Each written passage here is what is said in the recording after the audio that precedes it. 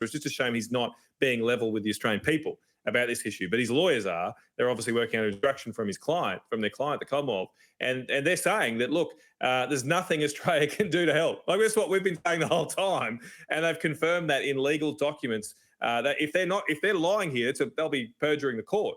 So they're obviously, when they've had to swear an oath and put their hand on the Bible here, they've had to reveal the truth, that there's nothing Australia can do to affect this, to help the people of Torres Strait, even if you accept the climate science as it is. Yes. What's very useful in this documentation, Alan, is that they've actually quantified this. The first time I've seen in official Australian government communications. They've said that even if you were to cut carbon emissions by 1,000 gigatons, you'd only have a 0.45 degrees Celsius impact on the climate.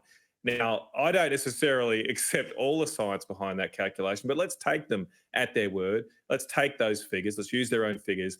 Australia only emits 0.5 of a gigaton each year. 0.4 gigaton a year. It would take us 2,500 years. We'd have to shut down Australia for 2.5 millennia to get a 0.45 reduction in Celsius in the temperature. I mean, this shows how absurd this whole endeavour is. Yeah. While India today announced that it's increasing coal production by 60%, China is building 2 coal-fired power stations a week this year, and little old Australia, we seem to be operating on the presumption that we can change the temperature of the globe. Extraordinary, isn't it? Extraordinary.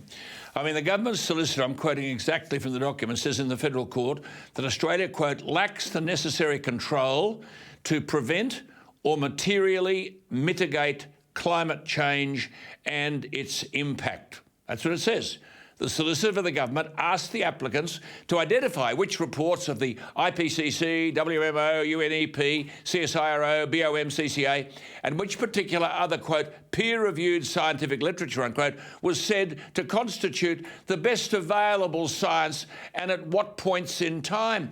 Matt, we're constantly being told the science is settled.